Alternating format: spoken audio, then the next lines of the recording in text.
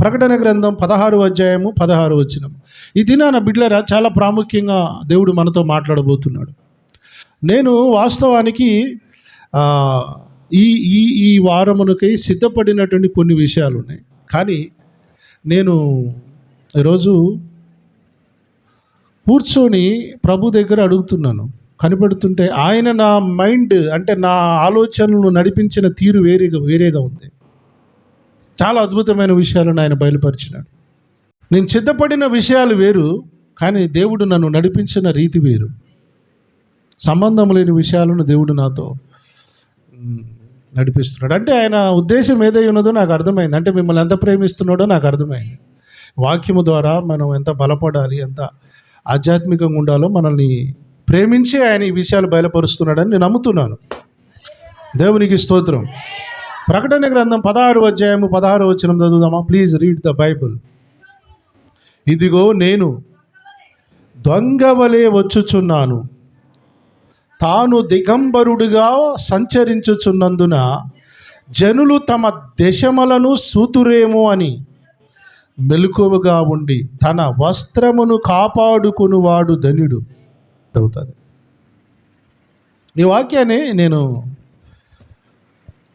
ఈ వాక్యాన్ని నేను కొన్ని వందల సార్లు చదివి ఉంటాను. నాకు తెలిసి కొన్ని వందల సార్లు చదివి ఉంటాను. కానీ ఈ దినాన ఒక ప్రత్యేక రీతిలో దేవుడు మాట్లాడిన విధానాన్ని బట్టి నేను ఆశ్చర్యపోయాను. ఏంటంటే చూడండి, 16 నేను దొంగ వలె వచ్చుచున్నాను. ప్రైజ్ ది లార్డ్ చెప్పండి.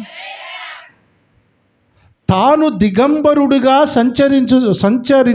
సంచరించుచున్నందున జనులు తమ దిశములను చూతురేమో అని మెలకువగా ఉండి తన వస్త్రము కాపాడుకునివాడు ధన్యుడట.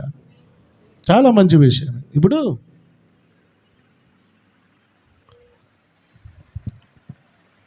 మనం మంచి బట్టలు ఎందుకు వేసుకునేది?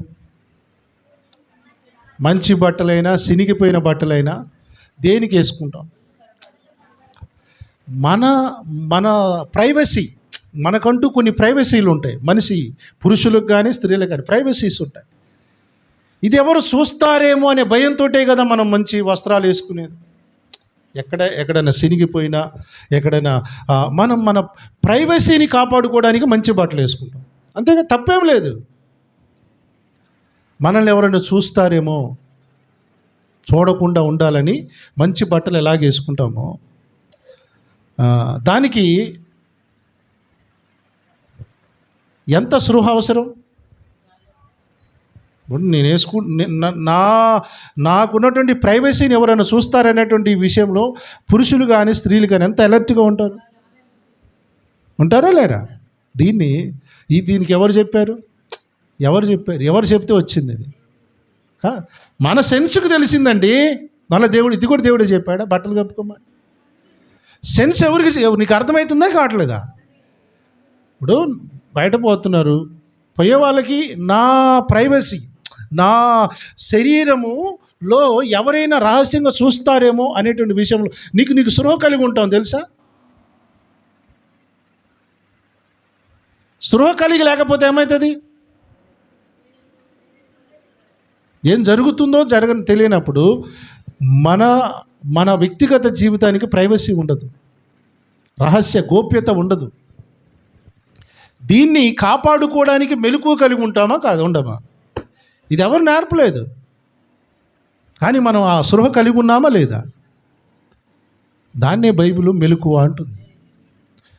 మన దేశములను అంటే మన శరీరంలో ఉన్న ప్రైవసీని, గోప్యతను కాపాడుకోవడానికి ఎలాగ వస్త్రాలను కాపాడుకుంటామో ఆత్మీయంగా కూడా దేవుడు కొన్ని వస్త్రాలు ఇచ్చాడు సార్ మనకి. ఆత్మీయంగా కూడా దేవుడు మనకు కొన్ని వస్త్రాలు ఇచ్చాడు.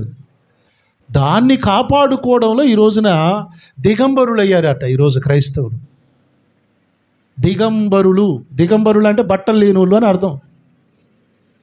దిగంబరుడికే వస్త్రాలు ఉండవు. అయితే నేను దొంగ వలె వచ్చుచున్నాను అన్నాడు చూసారా? వచ్చినప్పుడట దేవుని బిడ్డలైన మనందరినీ చూస్తున్నాడట. ఆయన సంచరిస్తూ చూస్తున్నాడట మనందరినీ. అసలు వీళ్ళకి ఏ వస్త్రాలు ఉన్నాయి? వీళ్ళకి చూసినప్పుడట అందరూ దిగంబరులుగా కనబడుతున్నారట. దిగంబరులుగా. ఈ సందేశాలు అర్థం కావడానికి చాలా పరిశుద్ధాత్మ దేవుని సహాయం కావాలి. Praise the Lord. ఆ దిగంబరులుగా కనబడతారేమో, కనబడకుండా మెలకువగా ఉండుడి అని, మెలకువగా ఉండేవాడు ధన్యుడు అంటున్నాడు. ఇప్పుడు మన సీక్రెట్ లైఫ్ను, ప్రైవసీని, గోప్యతను ఎవరో చూస్తారని ఎంత సృహ కలిగి ఉంటామో, ఆత్మీయ జీవితంలో కూడా అంతకంటే గొప్ప మెలకువ మనకు అవసరం. ఇప్పుడు దేవుడు కొన్ని వస్త్రాలు ఇచ్చాడు. వస్త్రాలను మనకి దేనికి కవర్ చేసుకుంటాం? మన దేహాన్ని కవర్ చేసుకోవడానికి వస్త్రాలు వాడతాం. కొంతమంది ఉంటారులేండి, వస్త్రాలు ఉన్నా చూపించుకుంటారు, వాడికి సోయి లేదు. వస్త్రాలు ఉన్నా చూయించుకుంటారు, వాళ్ళకి స్పృహ లేదు, సోయి లేదు. ఇక్కడ దిగంబరులుగా దేవుని కనబడుతున్నారంట. యేసయ్య వచ్చి రహస్యంగా వస్తున్నాడు. నేను దొంగ వలె వస్తానన్నాడు కదా. వచ్చిన టైంలోనంట ఆయన బిడ్డలైనటువంటి వారు దిగంబరులుగా కనబడుతున్నారట. వేసుకోవలసిన వస్త్రాలన్నీ పోయినాయట. వేసుకోవలసిన వస్త్రాలు పోయినాయట. ఆ వస్త్రములను గురించి బైబిల్ గ్రంథంలో కొన్ని మాటలు రాయబడిన బిడ్డలారా. ఎఫెసీ పత్రిక 6వ అధ్యాయం 14వ వచనంలో చూస్తే, 6:14లో అపవాదిని ఎదిరించడానికి ఏ ఆయుధాలు కావాలో, ఏ సామాగ్రి కావాలో అక్కడ చెప్పాడు పౌలు గారు. ఆ క్రమంలోనే ఎఫెసీ పత్రిక 6:14లో ఒక మాట చెప్పాడు చూడండి. ఏలయనగా మీ నడుమునకు సత్యమును దట్టి కట్టుకొని. మీ నడుముకి ఏమైనా సత్యం అనే దట్టి ఎక్కడ ఉందా? కనబడుతుందా? హలో, లేదు. అందుకని అబద్ధాలు ఆడుతుంటాం, కనబడతలే. ఇప్పుడు సత్యం అనేది వాక్య ప్రకారంగా అంట, సత్యం అనేది మనకు దట్టి లాంటిదట, అది కనబడతలేదు, అదృశ్యమైనది. క్యారెక్టరిస్ట్ అంటే ఏంటంటే ఇది క్యారెక్టర్లను చెప్తున్నాడు ఆయన. సత్యము ఎవరైతే సత్యమును అనుసరిస్తారో వాళ్ళకి దట్టి ఒక ఆయుధం అట. అంటే ఏదైనా ఆపద వచ్చినప్పుడు అది మనల్ని అడ్డుకుంటుందట, కాపాడుతుంది. ఏదో ఏ పుణ్యం చేసినావో నిన్ను ఈ ఆపదలో నుంచి, ఈ ప్రమాదం నుంచి దేవుడు తప్పించాడు అంటారు చూసారా, అలాంటిది అనమాట ఈ స్వభావాలు. కట్టుకొని నీతి అను మైమరువు తొడుగుకొని. స్తోత్రం చెప్తాము. నీతి అను మైమరువు అనే మాటకు అర్థం ఏంటంటే, మైమరువు అని ఎప్పుడన్నా చెప్పంగా విన్నారా మీరు? అమ్మా, ఏంటి మైమరువు అంటే? ఏంటది? ఇప్పుడు సొక్క ఇది, ప్యాంటు ఇది. మైమరువు అంటే బ్రెస్ట్ ప్లేట్ అంటారు. బ్రెస్ట్ ప్లేట్ ఇలా ఉంటుంది. బ్రెస్ట్ ప్లేట్ అంటే లోపల యుద్ధానికి పోయేటప్పుడు ఈ ఛాతీని కాపాడుకోవడానికి, ఛాతీని శత్రువులు యుద్ధం చేసి కత్తితో కానీ బాణంతో వేసినప్పుడు దిగకుండా కాపాడడానికి వేసే ప్లేటే బ్రెస్ట్ ప్లేట్ అంటారు. యుద్ధానికి పోయేటప్పుడు ఇది ధరించుకొని పోవాలి, లేకపోతే ఏ బాణమైనా వచ్చి తగులుతుంది. మన విశ్వాస జీవితంలో ఈ ప్లేట్, ఈ నీతి, ఈ మైమరువు ఏంటో తెలుసా? నీతి కూడా ఒక మైమరువు, ఒక వస్త్రము లాంటిదట మనకి. స్తోత్రం చెప్దామా? నీతి వస్త్రం. మన శరీరాన్ని కాపాడుకోవడానికి వస్త్రాలు ఎలా ధరిస్తున్నామో, ఆత్మీయ జీవితంలో దేవుడు వచ్చినప్పుడు మనం ధరించవలసినటువంటి కొన్ని వస్త్రాల గురించి ప్రభు మాట్లాడుతున్నాడు. సంగములతో ఆత్మ చెప్పుచున్నవాడు చెవిగలవాడు వినుగాక. చెవిగలవాడు వినుగాక. ఈ నీతి అనే ఈ మైమరువు శరీరాన్ని ఎలాగైతే కాపాడుతుందో, నీతి అనే ఈ మైమరువు, ఈ వస్త్రం కూడా మనల్ని కాపాడుతుంది. ఈ రోజున యేసుక్రీస్తు ప్రభువారు రానున్న దొంగగా రాబోతున్నానని చెప్పాడు కదా. ఆయన వచ్చినప్పుడట సంఘానికి లోపల ఉన్న నీతి కనబడతలట, నీతి వస్త్రం లేదట. దిగంబరులుగా కనబడుతున్నారట. చెప్పాను కదా, ఈ సందేశం చాలా వాల్యుబుల్, చాలా వాల్యుబుల్. ఇది అర్థం కావాలంటే చాలా కృప ఉండాలి. Praise the Lord. నేను వస్తున్నాను, దొంగ వలె వచ్చుచున్నాను. వచ్చినప్పుడు దిగంబరులుగా కనబడకుండా దశములను సూతురేమో అని మెలకువగా ఉండి తన వస్త్రములను కాపాడుకొనువాడు ధన్యుడు. ఈ రోజున నీతి అనే ఈ మైమరువు చాలామంది జీవితంలో లేదని బట్టలు వేసుకొని శరీరాన్ని కాపాడుకుంటున్నారు, కానీ పరిశుద్ధతను కాపాడుకోవడం లేదు. యేసు ప్రభు వారు వచ్చినప్పుడు చూసేది నీ చేతికి ఎన్ని ఉంగరాలు ఉన్నాయి, నీ మెడలు ఎంత పెద్ద గొలుసు ఉంది, నీ కాళ్ళకి ఎంత పెద్ద ఆయుధాలు ఉన్నాయి, నీ నడుముకి ఎంత పెద్ద వడ్డానం ఉందని చూడట. ఆయన చూసేది నీతి అనే వస్త్రం. స్తోత్రం. నీతి అనే వస్త్రం ఆయన కనబడకపోతే మనము దిగంబరులుగా కనబడుతున్నట్టు. ఏంటి దిగంబరులు అంటే? యేసయ్య కన్నులు వేరు, మన కన్నులు వేరు. యేసయ్య చూసేది మన పై రూపమును కాదు, మన ఆత్మీయ స్వభావాన్ని, మన స్వభావాలను, క్యారెక్టరిస్టులను ఆయన చూస్తున్నాడు. స్వభావాలను చూసే దేవుడు ఆయన. అందుకనే 2 కొరింథీ పత్రికలో 5వ అధ్యాయం 2వ వచనంలో పౌలయ్య గారు అంటాడు, మనము దిగంబరులము కాక, మెలకువ అనేది ఇదే, దిగంబరులము కాక వస్త్రము ధరించుకొనిన వారముగా కనబడుదుము. ఏం కాకూడదట? ఎవరైనా బట్టలు చేసుకొని తిరుగుతారా? తిక్కలోడాడు, బట్టలు లేనోడు తిక్కలోడు. నీతి అనే వస్త్రం లేకపోతే వాడు దేవుని దృష్టిలో పిచ్చోడు.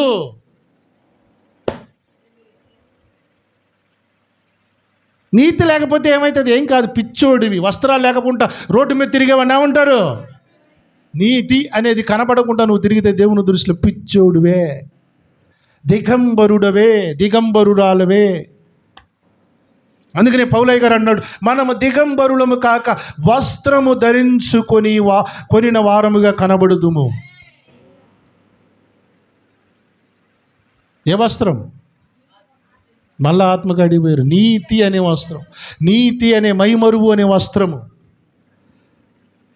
పైకేసుకున్న వస్త్రం ఎలాంటిదో, మన లోపల శరీరాన్ని కాపాడుకోవడానికి, ప్రొటెక్ట్ చేసుకోవడానికి వేసుకుంటున్నటువంటి వస్త్రం ఎలాంటిదో, ఆత్మీయ జీవితంలో నీతి అనేది కూడా అలాంటి వస్త్రమే.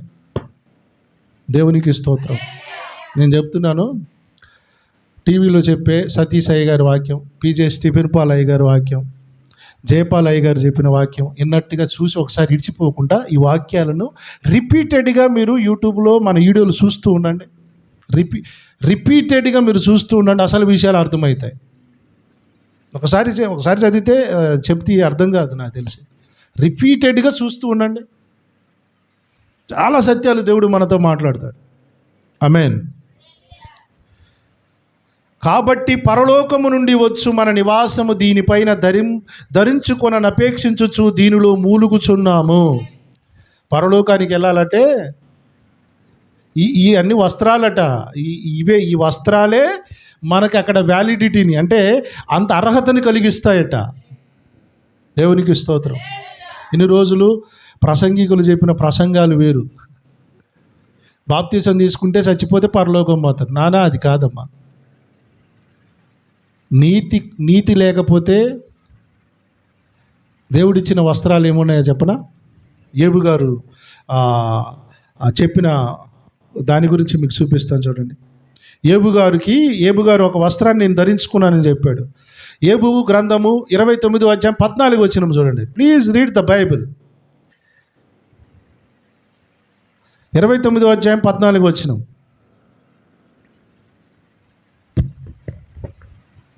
ఏబు గ్రంథం 29. నేను నీతిని వస్త్రముగా ధరించుకొని ఉంటిని కనుక. చప్పట్లు కొట్టండి. నేను ధరించుకున్నాడు. ఇప్పుడు నేను మీకు చెప్పినటువంటి ఆ నీతి మైమరువు అనేటువంటి వస్త్రం ఏంటి? ఇదే కదా. ఏబు గారు ఏమని చెప్తున్నాడు? దేవుడు ఏమన్నాడు? దిగంబరులుగా కాకుండా దశములను కాపాడుకోండి. మీ శరీరాన్ని మీరు ఎలా కాపాడుకుంటారో ఆత్మీయ జీవితంలో మీ ఆత్మీయ జీవితాన్ని కాపాడుకోండి. దానికి మొట్టమొదటి వస్త్రం ఏంటి? నీతి. Praise the Lord. నీతి అనే వస్త్రం. ఇప్పుడు ఏబు భక్తుడు ఏమని చెప్పుకుంటున్నాడు? నేను నీతిని వస్త్రముగా ధరించుకొని ఉంటిని. ఇప్పుడు అందరూ అంటారు, సార్ నీతిమంతులు ఎక్కడ ఉన్నారు సార్? ఎక్కడ ఎందుకు లేరు సార్? దొంగలు ఉన్నారు సార్, కానీ నీతిమంతులు కూడా ఉన్నారు సార్. అందుకని ఇంకా మీరు అంతా బతుకుతున్నాం, 3 పూటలు సన్నబియ్యం తిని బతుకుతున్నాం. మీరు మంచిగా పంటలు పండించుకొని తింటే కాదు. నీతిమంతుల ప్రార్థనలు ప్రభువును ఉగ్రతను కొన్ని దినాలుగా ఆపుతున్నాయి. ఈ సత్యాలు ఎవరికి అర్థం కావట్లేదు. మంచిగా తింటున్నాం, బట్టలు వేసుకుంటున్నాము, మా కష్టార్జితం వల్ల బతుకుతున్నాం కాదయ్యా. నీతిమంతులు ప్రార్థనలు ఉన్నాయి. స్తోత్రం. ఇప్పుడు మనస్సాక్షి ఇక్కడ చేపెట్టుకో, నేను నీతిమంతుడనే అని నీకు నువ్వు సాక్ష్యం చెప్పుకోగలిగితే అసలు భక్తి అంటే అది. నేను పాపిని ఏడు కానీ ఊకే పాపిగా ఉండమాకు. పాపివే, నీ అంతా పాపంగా ఉండొద్దు. మళ్ళా పాపములో నుండి పరివర్తన రూపాంతరపులోనికి రావాలి. అదే నీతిమంతుల జీవితం. స్తోత్రం. ఏబయ్య గారు అదే చెప్తాను, నేను నీతివంతుడను, నీతిని వస్త్రంగా ధరించుకొని ఉన్నాను, అది నన్ను ధరించెను. నేను ధరించానని చెప్పుకుంటున్నాడు, అది కూడా నన్ను ధరించింది. నా న్యాయ ప్రవర్తన నాకు వస్త్రముగా పాగాగా ఆయను. ఈ వాక్యాల గురించి ఇంతవరకు ఎవరు చెప్పగా నేను వింటలే సార్. విన్నారు మీరు ఎప్పుడన్నా? నీతి అనే వస్త్రం నేను ధరించుకున్నాను, అది కూడా నన్ను ధరించుకుంది. అంత కమిట్మెంట్, విట్నెస్ ఇది, సాక్ష్యము. పొద్దాక పాపి పాపి పాపి పాపి పాపి పాపి, ఎప్పుడు పాపే. నీతిని ధరించుకోవాలా మనం. Praise the Lord. న్యాయ ప్రవర్తన కూడా మనకు వస్త్రంగా ఉండాలంటే ఏమి కనబడతాయి సార్? న్యాయంగా బ్రతకడం అనేది కనబడదు, కానీ అది కూడా ఒక వస్త్రం అట. మనల్ని కాపాడే ఒక వస్త్రం లాంటిదట. ఈ ఆధ్యాత్మిక లైఫ్కి మనకు ప్రొటెక్షన్ ఇచ్చేది మన శరీరానికి మంచి బట్టలు, మంచి ప్యాంటు, మంచి ఇవి అనుకున్నాం ఇన్ని రోజులు, కానీ అసలు ప్రొటెక్షన్ ఇచ్చేది అది కాదు. నీతి, న్యాయం, ఇవి కూడా మనకు వస్త్రాలట. స్తోత్రం. ఈ వస్త్రాలు చలి నుండి, ఎండ నుండి ఎలా కాపాడుతాయో, ఈ నీతి వస్త్రం, న్యాయం అనే వస్త్రం మన జీవితంలో మనల్ని ప్రొటెక్ట్ చేస్తాయి ఆధ్యాత్మికంగా. Praise the Lord. నీతిగా ఉంటే ఎలా సార్ బతకలేము? కక్కుర్తిపడి బతికి పరమాన్న భక్ష్యాలు నువ్వు తిన్నా దానివల్ల నీకు తృప్తి రాదు కదా, దీవెన కూడా లేదు. నీతిగా బ్రతకాలంటే కొంతమందికి ఎగటైపోయిందండి. ఎగటైంది. అందరినీ దుర్మార్గుల్లో దొంగలు చూసి అందరూ దొంగలే, అందరు నీతిమంతులు అన్నారు. కాదమ్మా, నీతిమంతులు ఉన్నారు. కొంతమంది ఉంటారు, ఏ పాపానికి తల ఊపెట్టేవాళ్ళు అసలు ఒప్పుకోరు. వాళ్ళు ఏ కమిట్మెంట్స్ వచ్చినా ఒప్పుకోరు. వాళ్ళు ఉన్నారు సార్, ఉన్నారు. దేవుడే ఏబు గురించి సాక్ష్యం చెప్పాడు సైతానికి. మన గురించి సాక్ష్యం దేవుడు చెప్పాలి. Praise the Lord. ఏబు గారు నీతిని వస్త్రముగా ధరించుకున్నాను అని సాక్ష్యం చెప్తున్నాడు. అది అతనికి కాపుదల. అంత ప్రమాదం వచ్చినా, అంత విపత్తు వచ్చినా తట్టుకొని నిలబడ్డాడు సార్ ఆయన. హల్లెలూయా. తట్టుకొని నిలబడ్డాడు. 7 కొడుకులు 3 బిడ్డలు చచ్చిపోయినారన్నా నిలబడ్డాడు. ఆస్తంతా పోయినా నిలబడ్డాడు. ఎందుకు? కారణం ఏంటంటారు? ఇప్పుడు భార్యకు డౌట్ వచ్చింది, ఏమయ్యా నువ్వు లేచిన కానించి దాన ధర్మాలు చేస్తావు, పేదోళ్ళంటే, కష్టాలు ఉన్నోళ్ళంటే అందరికీ సాయం చేస్తావు, నీకు ఆపద వచ్చింది, నీకు దేవుడు ఏం చేశాడయ్యా? ఒక న్యాయవంతుణ్ణి, న్యాయంగా బ్రతికేటోన్ని, నీతిగా బ్రతికేటోన్ని లోకం ఖచ్చితంగా ఇలాగే ప్రశ్నిస్తుంది. అప్పుడు నీతిమంతుడికి, న్యాయవంతుడికి నిజమే కదా, నేను ఇంత నీతిగా బతికినా నాకు దేవుడు ఏం చేశాడు? ఆలోచనలు రాకుండా ఆపేది ఈ వస్త్రాలు. ఏ వస్త్రాలు? నీతి, న్యాయం అనే వస్త్రాలు మనల్ని కాపాడుతాయి. గొడుగు వర్షం రాకుండా ఎలాగ ఆపుతుందో, వర్షం మన మీద పడకుండా ఎలాగ ఆపుతుందో, ఈ నీతి, న్యాయం అనే వస్త్రాలు మనం పాపంలో పడకుండా కాపాడతాయి. గట్టిగా స్తోత్రం చెప్దాం. మనల్ని గర్విష్ఠులు కానివ్వదు, మనల్ని గర్విష్ఠులుగా కానియదదే. హల్లెలూయా. పట్టు చీర, పట్టు వస్త్రాలు, ప్రశస్తమైన వస్త్రాలు, సన్నపునార వస్త్రాలు, ఇలువైన వస్త్రాలు కొనుక్కోవడం కాదు ఇక్కడ లెక్క. నీతి అనే వస్త్రం నీకుందా? మీ ఇంట్లో పెద్ద పెద్ద ఇలువైనటువంటి బీరువా నిండా బట్టలు ఉండడం లెక్క కాదు. నీ జీవితంలో ఈ వస్త్రాలు ఉన్నాయా? ఈ ప్రశ్న శామ్యుల్ గుండు అపోస్తలిక వాయిస్ క్వశ్చన్ ఆయనది కాదు, శామ్యుల్ గారిని వాడుకుంటున్న దేవుని ప్రశ్న.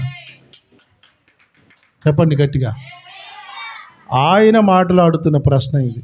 ఆయన దొంగ వలె వచ్చినప్పుడు, మనందరిని సంచరిస్తున్నప్పుడు మనము ఆయనకు దిగంబరులుగా కనబడకుండా మన మీద కూడా కొన్ని వస్త్రాలు ఉండాలి.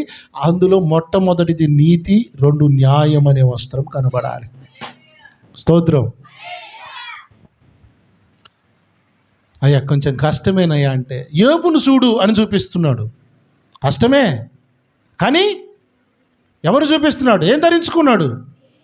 నీతిగా ఉంటే కష్టాలు తప్పు, నీతిగా ఉంటే శ్రమలు వస్తాయి.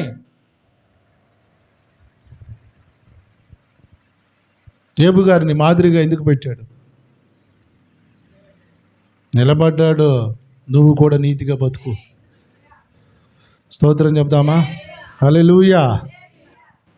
మనకి ఎన్ని కష్టాలు వచ్చినా, ఎంతమంది నిందించినా, ఇవే మన ఆయుధాలు కావాలి. ఇవే మనకి బలమైనటువంటి ఆయుధాలు. డబ్బు పోవచ్చు, ఆస్తి పోవచ్చు, కన్న బిడ్డలు పోవచ్చు, కన్న కొడుకులు పోవచ్చు, అసలు ఎవడు నీ పక్కన ఎవడు నిలబడకపోవచ్చు, కానీ మన ఆయుధం నీతి కావాలి, న్యాయం కావాలి. యేసయ్య వచ్చినప్పుడు మనల్ని నిలబెట్టే మెలకువ సృహలు ఏంటంటే వీటి గురించే దేవుడు మనతో మాట్లాడుతున్నాడు. దేవునికి మహిమ కలుగును గాక. హల్లెలూయా, హల్లెలూయా. మనము దిగంబరులుగా మనం కనపడకూడదని పౌలయ్య హెచ్చరిస్తున్నాడు. పౌలయ్య గారు హెచ్చరిస్తున్నాడు. ఉన్నాయా అమ్మా? అయ్యా ఉన్నాయా? ఈ వస్త్రాలు ఉన్నాయా మీకు? మ్యాక్సిమం ఈ వస్త్రాలు మార్కెట్లో షాపింగ్ మాల్లో దొరికేవి కావమ్మా. షాపింగ్ మాల్లో దొరకవు. ఏ షాపులో, బట్టల షాపులో దొరకవు. ఇవి ప్రభు దగ్గర దొరుకుతాయి. ప్రభువే ఇస్తాడు. అవి ప్రభువే ధరింపజేసేవాడు. ఆయన బాప్తిస్మం పొందుకున్నారా లేదా? అది కూడా ఒక వస్త్రం, తెలుసా మీకు? అది కూడా ఒక వస్త్రం. అది కూడా రక్షణ అనే వస్త్రం. దేవునికి స్తోత్రం. కనబడుతుందా ఆ బట్టలు? ఆ వస్త్రం కనబడుతుందా? కానీ దేవుడు మనం ఆయన్ని ప్రభువుగా, న్యాయవంతుడిగా నమ్ముకున్న తర్వాత ఇచ్చినదే రక్షణ వస్త్రం. ఆయన ధరింపజేశాడు.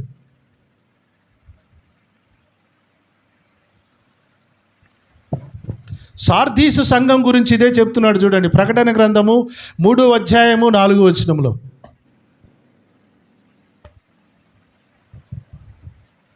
ప్రకటన గ్రంథం 3:4. అయితే తమ వస్త్రములను అపవిత్రపరచుకొనని కొందరు సార్దీసులోని యొద్ద ఉన్నారు. దేవునికి స్తోత్రం చెప్తామా? ప్రియులారా, మురికి బట్టలు ఎవరైనా వేసుకుంటారా? ఎందుకు వేసుకోము? మురికి బట్టలు మురికి అంటితే వెంటనే ఏం చేస్తాం? ఎందుకు? పెంట అంటిన బట్టలు మీరు ఎందుకు వేసుకోరు? చూసిన వాళ్ళు మనల్ని చూసి ఏంటి ఇట్టున్నారు అంటారనే సృహతో వెంటనే దాన్ని క్లీన్ చేసుకొని లేదా ఇంకొక బట్టలు వేసుకుంటాం. అవునా లేదా? మురికి అంటడం తప్పు కాదు, మురికితో బ్రతకడం, మురికి బట్టలు వేసుకొని తిరగడం తప్పు. మురికితో బ్రతకడం కష్టం, ప్రమాదం. మురికి బట్టలతో జీవించడం తప్పు.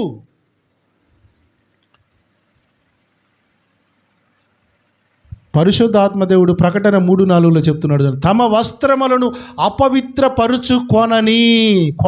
అపవిత్రపరుచుకోలేదట వాళ్ళు. సార్దీసులో కొందరు సార్దీసులో నీ యొద్ద ఉన్నారు, కొంతమంది ఉన్నారు. Praise the Lord. అసలు లేరా? నీతిమంతులు లేరా? పవిత్రులు లేరా? అసలు లేరండి. ఎవరు ఉన్నారు సార్? ఎవరు ఉన్నారు సార్? దేవుడు చూపిస్తున్నాడు సార్. పనికి మళ్ళీ నీకు అర్థం కాలేదు ఇంకా. బైబిలు, దేవుని బిడ్డల భక్తుల జీవితాలు నీకు అర్థం కాలేదు. ఉన్నారు. అపవిత్రపరుచుకొనని కొందరు నీ యొద్ద ఉన్నారు అంటున్నాడు. Praise the Lord. ఏం అపవిత్రపరుచుకోలేదట వాళ్ళు. ఏం అపవిత్రపరుచుకోలేదు? తమ వస్త్రములను. ఏ వస్త్రాలవి?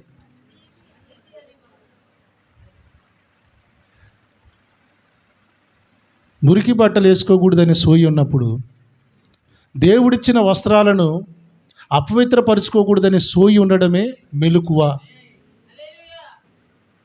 మురికి బట్టలు వేసుకోకూడదనేటువంటి సోయి ఎలాంటిదో, దేవుడిచ్చిన వస్త్రాలను అపవిత్రం చేసుకోకూడదన్న సోయి ఉండడం కూడా సంఘానికి అవసరం. దేవునికి మహిమ కలుగును గాక. ఆ కాలములోనే మొదటి శతాబ్దంలో మనలాగా ప్యాండ్ల కింద కుర్చీల మీద కూర్చుని విశ్వాసులు లేరమ్మా. తలలు నరుకుతుంటే కూడా బైబిల్ పట్టుకొని, లేదా బైబిల్ కూడా లేకపోతే అడవుల్లోనికి వెళ్ళి రహస్యంగా ప్రార్థన చేసుకోవడానికి వెళ్ళేవారు. ఆ కాలంలోనే అంత పరిశుద్ధులు ఉన్నారంటే ఈ కాలంలో ఇంకెంత ఉండాలి సార్? ఇన్ని అవకాశాలు దేవుడు మనకి ఇచ్చాడు. ప్యాంట్లు వేసి, కుర్చీలు వేసి, సదుపాయాలన్నీ పెడితే ఈ రోజున మనందరికీ నిద్రలు వస్తున్నాయి.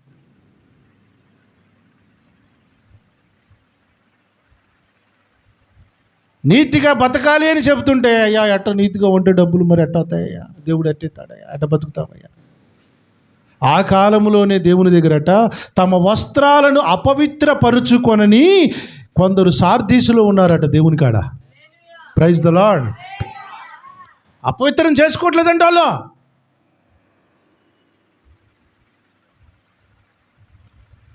సెల్ ఫోన్ ఉండడం తప్పు కాదు, ఇంట్లో టీవీ ఉండడం కూడా తప్పు కాదు.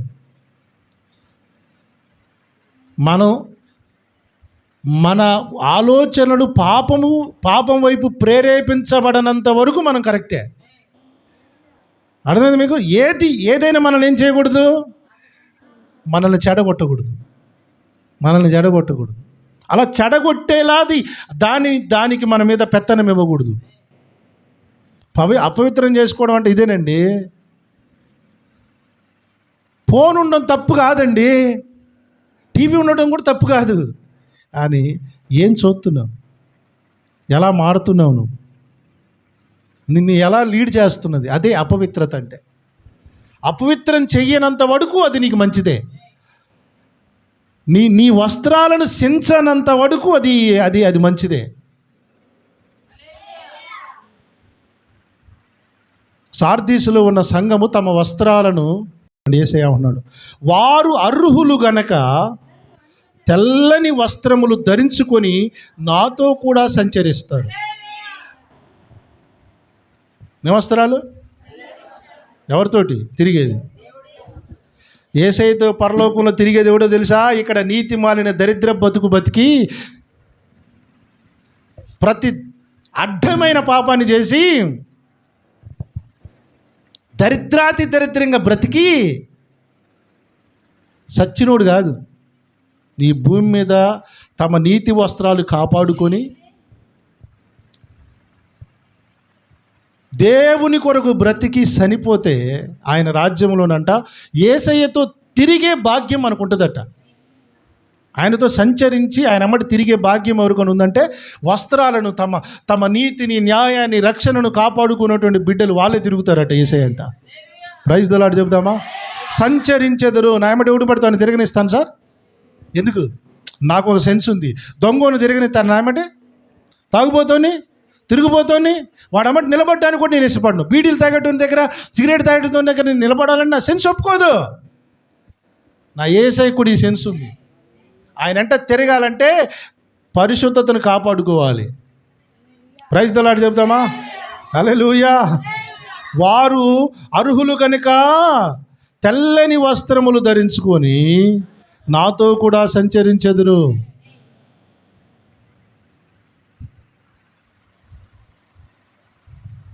తెల్లని వస్త్రాలు ఎవరు ధరిస్తారో తెలుసా? Praise the Lord. ఈ మాటలు మీకు అర్థమైతే కొన్నిటిని మీ జీవితంలో స్ట్రిక్ట్గా పాటిస్తారు. తెల్లని వస్త్రాలు ధరించేవారు ఎవరో చూడండి, ఇప్పుడు మీకు చూపిస్తాను. ప్రకటన గ్రంథం 3:5 జయించువాడు హల్లెలూయా. లోకాన్ని జయించాలి. జయించట్లేదు కనుకనే నీకు తెల్లని వస్త్రాలు లేవు. తెల్లని అంటే పరిశుద్ధ జీవితానికి సూచన. Praise the lord. జయించాలా, లోకాన్ని జయించాలి, ఆలోచనలు జయించాలా. నీకేం చెప్పాను నేను? మనం ఏదెను వనంలో ఉన్నప్పటికీ ఆదామవలు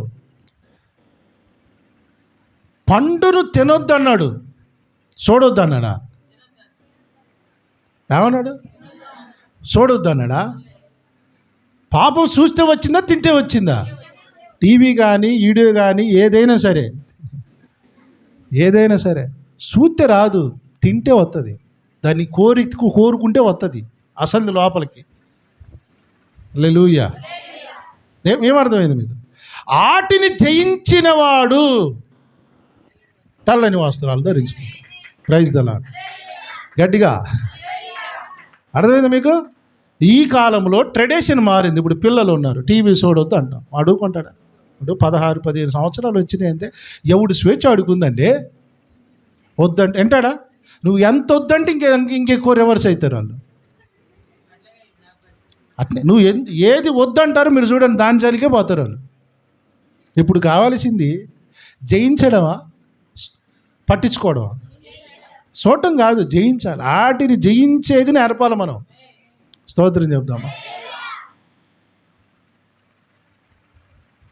జయిస్తేనే దేవునితో సంచరిస్తాం.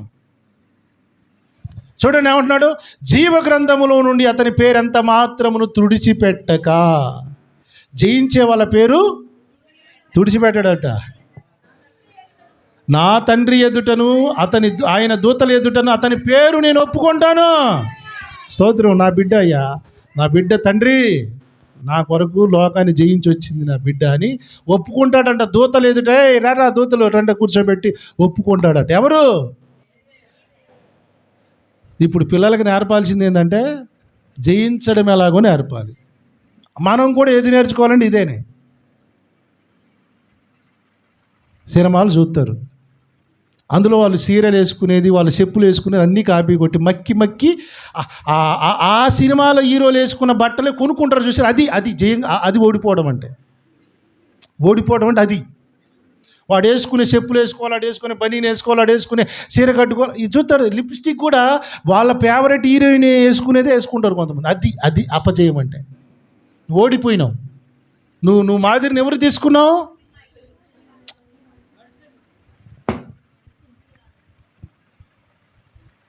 మనకి ఎగ్జాంపుల్స్ ఉదాహరణ వాళ్ళు కాదు, బైబిలు దాన్ని బోధించే సేవకులు. హల్లెలూయా. ఈ రోజున ఓడిపోతున్నారంటానికి నిర్వచనాలు ఇవన్నీ. ఓడిపోతున్నారా లేదా? జయిస్తేనే యేసయ్యతో సంచరిస్తామట. జయిస్తే మన వస్త్రాలు. ఇప్పుడు మీ బట్టలు ఎవరైనా చించడానికి అవకాశం ఇస్తారా? ఎందుకు? సోయి ఉందా లేదుగా? నీకు సోయింది. నీ వస్త్రాలు ముట్టుకోనివ్వు నువ్వు. నీ వస్త్రముని ఎవరైనా పట్టుకుంటే ఒప్పుకోవు నువ్వు. అవునా? సోయి ఉందా? కొంతమందికి సోయి ఉండదు.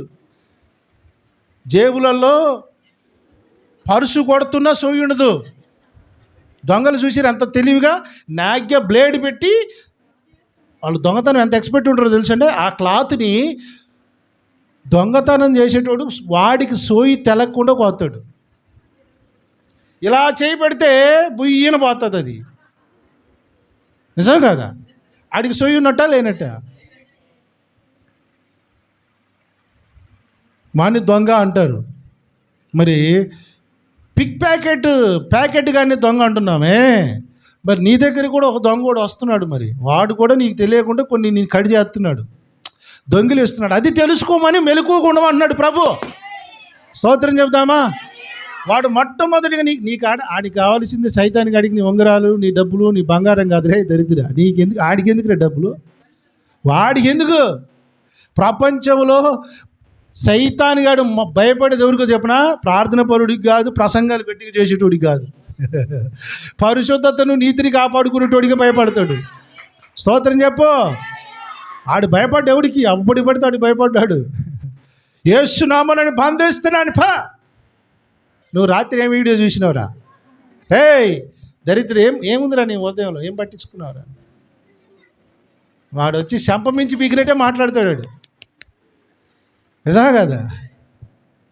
ఓడిపోయావు, గెలిచావు.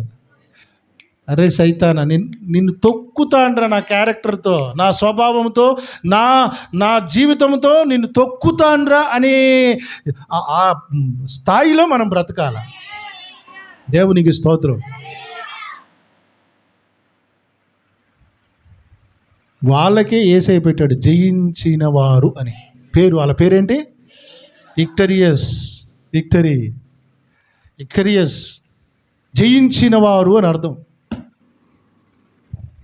దేవుడు కొంచెం మిమ్మల్ని అలర్ట్ చేయడానికి మత్తయి సువార్త 24వ అధ్యాయం 42, 43 వచనాలు చూడండి. మత్తయి సువార్త 24, 42, 43. ఏ దినమున ప్రభు వచ్చునో మీకు తెలియదు కనుక మెలకువా, గట్టిగా మెలకువా. మెలకు అంటే ఏంటి? స్పృహ కలిగి ఉండండి. మెలకువా. ఈ సంవత్సరమున దేవుడిచ్చిన హెచ్చరిక ఏంటి మనకి? ఏంటి? ఆయన ఎప్పుడు వస్తాడో తెలియదు. మెలకువగా ఉండండి. మెలకువగా లేకపోతే పడుకున్నోడిని దొంగోడు ఏం చేస్తాడు? పోసుకొని ప్యాకెట్ తీసుకొని పోతాడు. తల్లులు కొంతమంది ఉంటారు, వాళ్ళ మెడలో గొలుసులు కట్ చేసుకుని పోయేది కూడా సోయి ఉండదు. దొంగలకు చాలా ఎక్స్పర్ట్స్ అండి వాళ్ళు. స్కిన్ కూడా తగలకుండా కట్ చేస్తారు వాళ్ళు. అందుకని ఏం చేస్తారు తెలుసా? అతి జాగ్రత్త పరుడు. కొంగు ఇలా పెట్టి కనబడకుండా ఇలా గట్టిగా వేసుకుంటారు.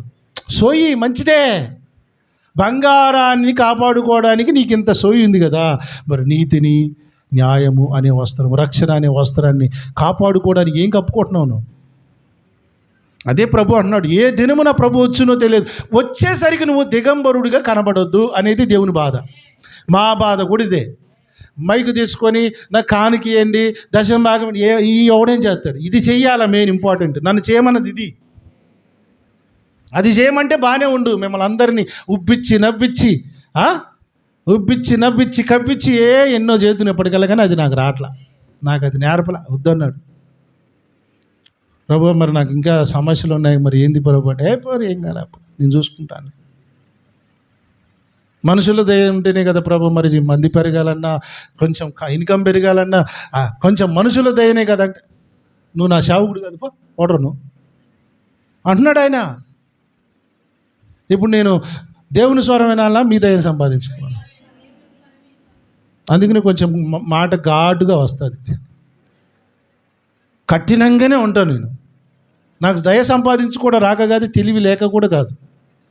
మీరు అంత రాంగుగా కూడా మీరు ఆలోచించుకోకండి నా గురించి. ఎస్పెషల్గా ఆ స్పృహ నాకుంది. ఏది? మిమ్మల్ని పదే పొడిస్తే మీరు నాకు దూరం అవుతారని తెలుసు, నాకు ఆ సోయి తెలుసు. అయినా ఎందుకు పదే అంటున్నారంటే, ఇంక ఇప్పటికైనా మేలుకుంటారని. Praise the Lord. బైబిల్ చదువు అని 2-3 పిల్లలు అంటే వాళ్ళు ఖతం అయిపోయారు. నిజం, నాకు తెలియదా? ఈ సోయి లేదా? నిజమండి. పోయిన కాంచయ్య గారు బైబిల్ చదవమంటున్నాడు, పాట పాడమంటున్నాడు, ఆరాధన చేయమంటున్నాడు. గుంపులో పడ్డామనుకో ఎవడు చూడడం మనల్ని. అందుకనే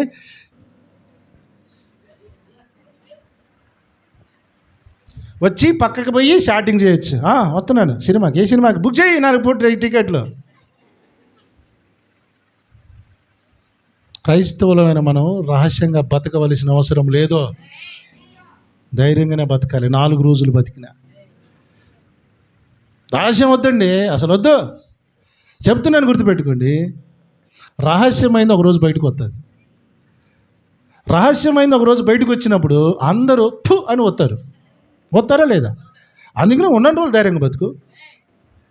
మధ్యకాలంలో నేను ఎవ్వరిని కించపరిచేటట్టు మాట్లాడు. ఎందుకు? స్త్రీలు ఎక్కువగా ముసుగు, ముఖానికి క్లాత్ కట్టుకుంటారు.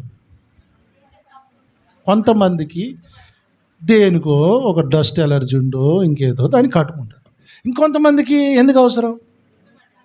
జీవితం అంతా ముసుకేనా? సరే, ముసుకే ఏదో ఒక రోజు బయటపడుతుందిగా. అప్పుడు నీ చిత్రం ఏంటి? బయటకు పోతే వస్తుంది కదా. రహస్యమైనది ఏది బయటపడకుండా పోదని దేవుడు వాక్యం చెప్తుంది. అప్పుడు ఏమవుతుంది? అప్పుడు నువ్వు ఎవరిని మోసం చేద్దాం వాళ్ళకి తెలిసింది అనుకోండి, అప్పుడు ఏమవుతుంది?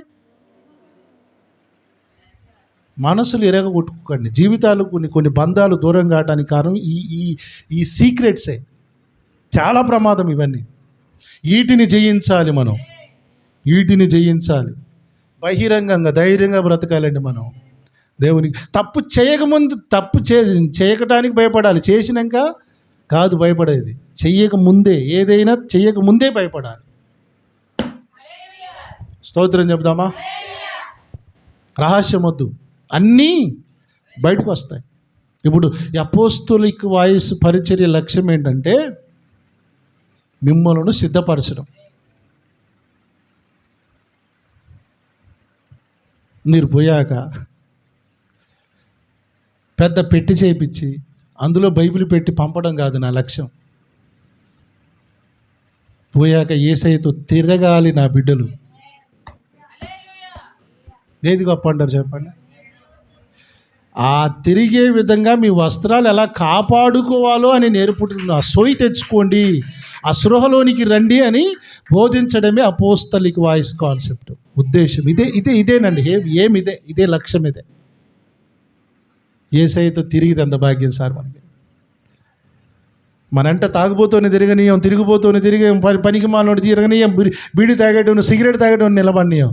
అంటే యేసయ్య తన ఎంట మనల్ని తిప్పుకోవాలంటే ఇక్కడ మనం పరిశుద్ధతను, నీతిని, న్యాయాన్ని, రక్షణను కాపాడుకుంటే ఆ వస్త్రాలను ఆయనంటే మనం తిరగలుగుతామంట. హల్లెలూయా. అందుకే మెలకువ స్పృహ అవసరం. ఏ దినం వస్తాడో మీకు తెలియదు. 43 కూడా చదవమ్మా. ఏ జామున దొంగ వచ్చునో, ఇవన్నీ మీకు తెలుసులేండి. దొంగోడు వచ్చే టైం తెలిస్తే ఇంటికి 2 తాళాలు వేసుకుంటారు. అవునా? యేసయ్య వస్తాడని తెలిస్తే ఎవడైనా తెల్ల బట్టలు వేసుకొని తిరుగుతాడు. అర్థమైందండి? ఆదివారం ఒకటే కాదు తెల్లబట్టలు, బతుకంతా ఉండాలి తెల్లబట్టలు. యేసయ్య పలానా రోజు వస్తాడన్నాడు అనుకోండి, వారం రోజులు ఉపవాసాలు ప్రకటిస్తారు దొంగ పాస్టర్లు అందరూ. నాకు తెలుసు, ఎందుకంటే ఎప్పటి నుంచైనా నీతిగా బతుకుదాం రా నాయన. లేదు, ఇప్పటి నుంచైనా దొంగ వ్యాపారం మానేద్దాం, ఇప్పటి నుంచైనా పరిశుద్ధంగా బతుకుదామని అందుకనే దేవుడు ఏం చెప్పాడు? యేసయ్య నేను ఎప్పుడు వస్తానో చెప్పండి, వచ్చేసరికి నువ్వు ఎట్టుండాలి? జాగ్రత్తగా ఉండే వస్త్రాలు కేర్ఫుల్గా కాపాడుకోవాలి. యేసుప్రభు వారు రహస్యంగా ఎందుకు వస్తానంటే ఇందుకే దొంగలందరూ పట్టుకోవాలి. ఇప్పుడు దొంగలందరినీ పట్టుకోవాలంటే ఎప్పుడు వస్తాడో తెలియదు ఆయన, కానీ ఎలా వస్తాడో చెప్పాడు. స్తోత్రం. ఎప్పుడు వస్తాడో చెప్పలేదు, కానీ ఎలా వస్తాడో చెప్పాడు. పాతకాలంలో పాటలు ఉన్నాయి సార్. అసలు ఈ కాలంలో ఈ పోరగాళ్ళు ఎందుకు పాటలు పాడుతున్నారో నాకు అర్థం కావట్లేదు. పాతకాలంలో నేను ప్రభువు నమ్ముకున్న ప్రారంభ దినాల్లో అప్పటికీ కొన్ని పాటలు ఉన్నాయండి. యేసయ్య వస్తాడు మేఘాల పైన, ఆ పాటలు ఎంత గొప్ప పాటలు ఉన్నాయండి. ఆ పాటలన్నీ నేను రాకడ పాటలు వినబడతలే, చూసిరా మీరు? రాకడ పాటలు అసలు ఎప్పుడు పాడతలే, ఎప్పుడు రాయట్లేదు అసలు. ఏం పాటలు? మొత్తం మనసును ఉప్పొంగించి ఆనందింపజేసే పాటలే తప్ప రాకడను గురించి నిరీక్షణ కలిగించే పాటలు ఎవడు పాటలా? ఆ నిరీక్షణ పోయింది, ఆ బోధ పోయింది. ఇప్పుడు అంతా లోకం మీద ఆశ పెంచుకునే బోధలు అయిపోయినాయి.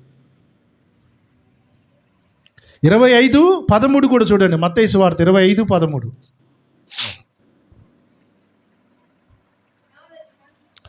ఆ దినమైనను ఆ గడియ అయినను మీకు తెలియదు గనుక బాగా నిద్రపోండి. Praise the lord. బాగా అన్నాడా? ఏమంటున్నాడు? ఎంతసేపటికి ఇదే వస్తుంది మనకి, మెలకువ మెలకువ అని.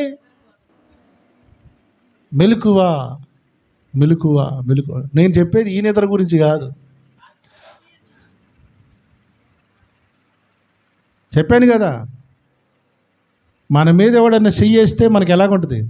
ఎమ్మటే సోయేస్తుంది, ఎమ్మటే తిరుగుతాం. సైతాన్ గాడు చెయ్యటమే కాదు, అన్నీ చేసేసుకుని పోయినాడు. నిజం సార్, వాడు ఎప్పుడో వచ్చిన అన్నీ చేసుకొని పోయినాడు. ఎన్ని చేయాలని చేసుకొని పోయాడు, అయినా సోయలేదు. మత్తు వేసాడు. ఏం మత్తో తెలుసా? ఉపవాసం అన్నప్పుడు తిండి మత్తు, పండగ అన్నప్పుడు మందు మత్తు, అన్ని మత్తులు వేసాడు సార్ వాడు. ఆ మత్తుకున్నాడు. గుర్తుంటుందండి. ఇప్పుడు మీకు చెప్పాను, నోవాహు జలప్రళయం నుండి తప్పించబడ్డాడు. జలప్రళయం నుంచి తప్పించబడ్డ తర్వాత ద్రాక్ష తోట వేసుకున్నాడు. సరే వేసుకున్నాడే అనుకో, రోజుకో గ్లాసు తాగి ద్రాక్షారసం ఉండొచ్చుగా, లేదు అది పొలవ పెట్టుకొని మంచిగా మద్యం తయారు చేసుకొని తాగి బట్టలే కూడా పడుకున్నాడు. అది ఆయన కొడుకు ఒకడు చూశాడు. తండ్రి దిశమలను ఎవడు చూడకూడదు, కొడుకు చూడకూడదు. పాత నిబంధనలు, వాడు శాపగ్రస్తులు అవుతాడు. చూస్తే వీడికి బట్టలు లేని సోయి వీడికి లేదు. కానీ నోవాహు గురించి చెప్తున్నాను, కొడుకు చూసింది సోయి వచ్చింది సార్. అమ్మ నా కొడుక, నువ్వు నన్ను చూసినావురా, నీ సంతానం శాపగ్రస్తమగుగా కానీ శపిస్తాడు. కథం దెబ్బగా సంతానమే నాశనం అయిపోయింది. షేము, హాము, యాపెతు సంతానమే నాశనం అయిపోయిందండి. ఒక సంతానం, ఒక కొడుకు వంశమే నిర్మూలమైపోయింది. ఎవడు తాగమన్నాడు? నేను జలప్రళయం నుంచి దేవుడు తప్పించింది దేనికి? మంచిగా తాగి ఇళ్ళకల పంటానిగా. కొంతమంది మహాభక్తులు ఉన్నారులేండి, అమెరికా పెద్ద పెద్ద దేశాలకు పోయి బైబిల్ ట్రైనింగ్ నేర్చుకొని వస్తారు. అక్కడికి పోయి ఇంత క్వార్టర్ తాగడం తప్పు కాదని చెప్తారు. అలాంటి చర్చిలలో ఫుల్గా జనం ఉంటారు. హల్లెలూయా. ఇంత క్వార్టర్ తాగడం తప్పు కాదు, అది ద్రాక్షరసమో wine, light, take it easy అంటాడు వాడు. అమ్మో, మాకు ఇది తెలియకనే యేసుప్రభు నమ్మి తాగుడు పని చేసినాం, గంజాయి పని చేసినాం, సిగరెట్లు పని చేసినాం. జలప్రళయం నుండి తప్పించబడిన తర్వాత తాగుబోతుడు అయినట్టుగా రక్షణ అనే వస్త్రం దేవుడు ఇచ్చినాక చాలామంది తాగుబోతూ లేరు సార్.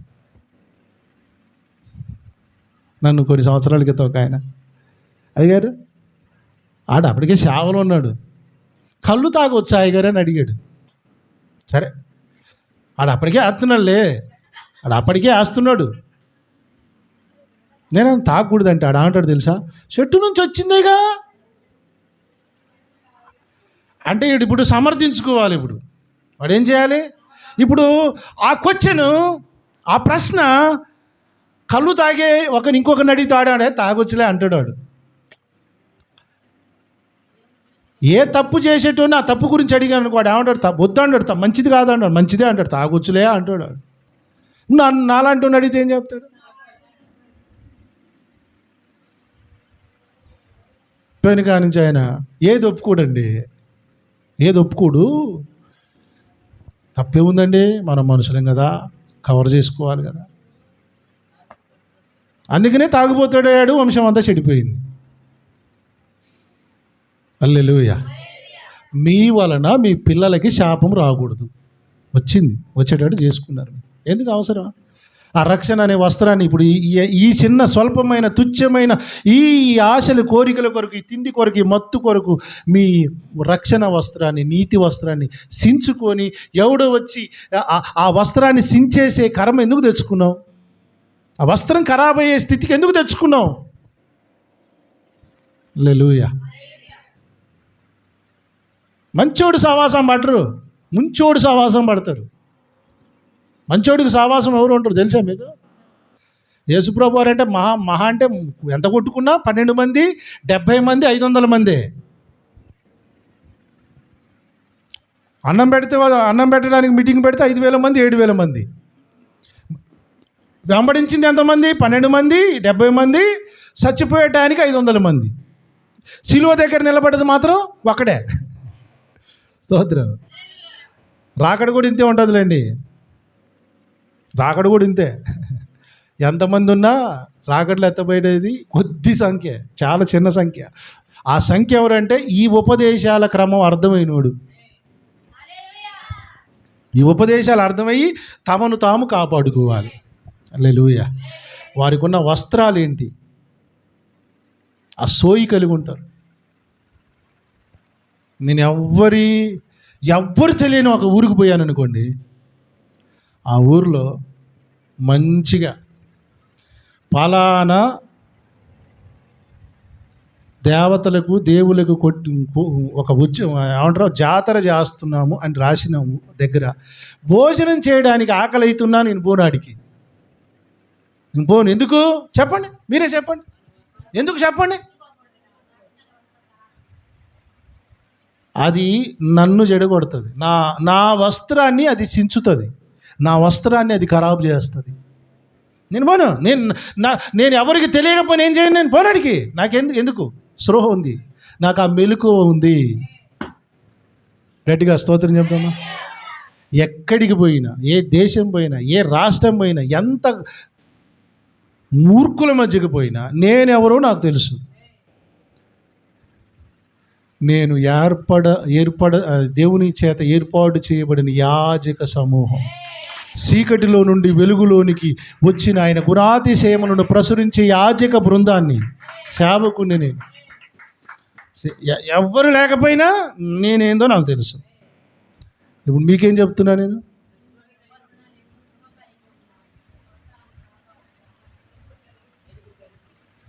అటు ఇటు చూసి బుగ్గును మింగు, ఏం కాదు. ఇప్పుడు ఏం కాదు సార్, అది పోయింది, నాశనం అయిపోయింది. అపవిత్రత అప్పుడు వచ్చేసినట్టే. దేవుడు చూసేది నువ్వు తిన్నవా కాదు, నీ పవిత్రతను కాపాడుకున్నావా లేదు. ఆయన దొంగ వలె వచ్చి సంచరిస్తూ నన్ను చూసినప్పుడు బట్టలు లేకుండా కనబడొద్దు. మీరు బట్టలు వేసుకోండి, ఆత్మీయమైన వస్త్రాలు ధరించుకోండి అని చెప్పడమే మెలకువ కలిగించడానికి అపోస్తలిక వాయిస్ బోధ. అయ్యారు మంచిగానే ఉన్నాయి సార్, మంచి కాస్ట్లీ బట్టలు వేసుకున్నాం. వేసుకో, ఈ బట్టలు కావు, ఇంతకంటే కాస్ట్లీ బట్టలు ఉన్నాయి. చెప్తాను ఈ మెలకువ గురించి, ఏ వస్త్రాలను మనం కలిగి ఉండాలో వీటి గురించి చాలా ఉంది. మంచి విషయాలు మనం ప్రభు సన్నిధిలో నేర్చుకోబోతున్నాం. ఆమేన్. ఇవి అర్థమైనాక కూడా మిమ్మల్ని మీరు అపవిత్రపరుచుకున్నారు అని అంటే, ఇది క్యాజువల్గా కామన్గా ఏదో చర్చికి వచ్చిపోయినట్టు కాదండి. ఈ సంఘక్రమం ఉపదేశాన్ని నేర్చుకుంటారు మీరు. మిమ్మల్ని ఏది నాశనం చేస్తుంది, ఏది పవిత్రం చేస్తుంది, ఏది అపవిత్రం చేస్తుంది మీకే అర్థమవుతుంది. మీకే అర్థమవుతుంది, మెలకువ వచ్చేస్తుంది మీకు. స్తోత్రం చెప్దామా. ఈ 2025వ సంవత్సరం పూర్తిగా మనము నేర్చుకోబోయేది ఇదే, మెలకువ కలిగి ఉండడం. ఏ విషయాలలో మనం స్పృహ కలిగి ఉండాలి. 1 పేతురు 4వ అధ్యాయము 7వ వచనం చూడండి.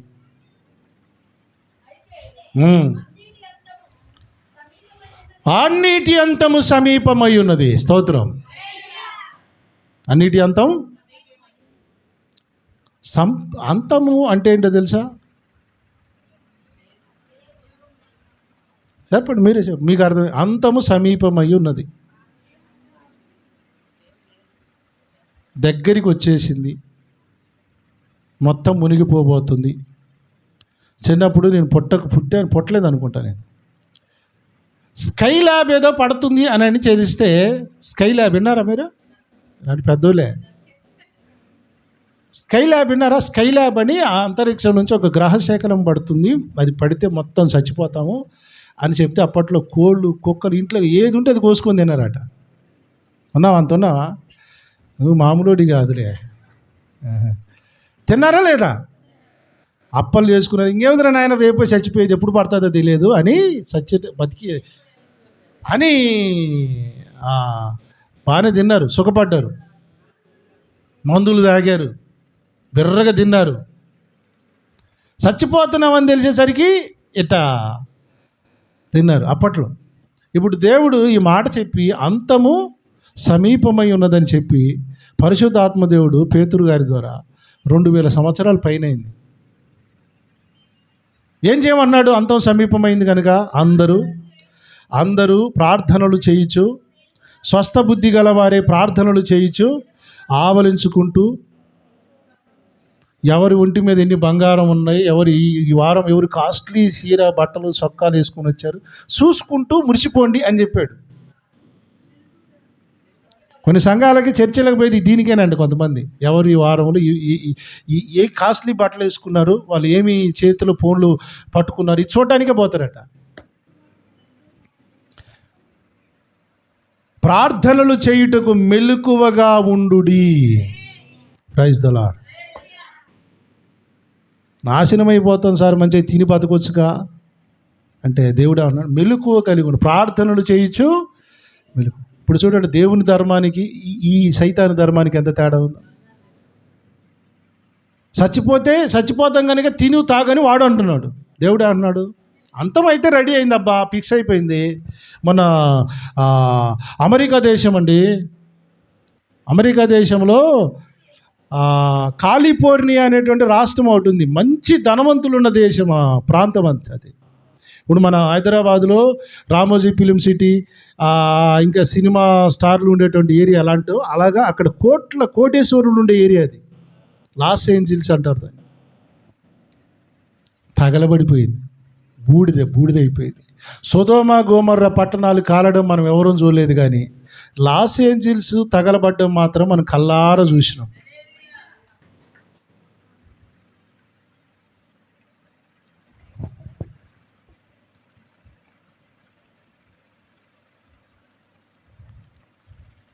ధనవంతులు అని చెప్పుకుంటున్న వాళ్ళందరూ ఈ రోజున రోడ్డు మీద పడ్డారు.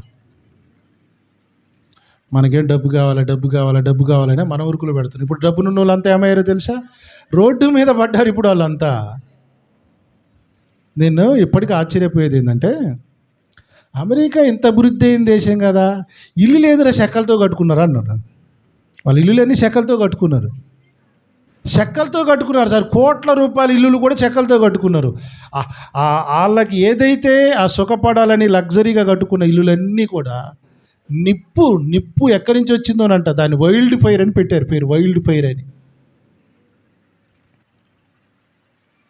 ఎక్కడి నుంచి వచ్చిందంటే ఎవరు చెప్పట్లేదు, ఎందుకు వచ్చిందో కూడా తెలియదు.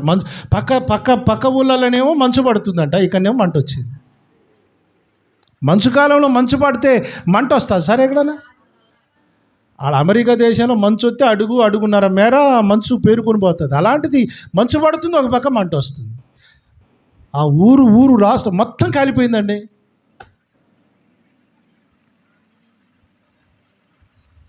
ఎవడు ధనవంతులని ఎర్రవిగాడు, వాళ్ళ పని అంతా అయిపోయింది.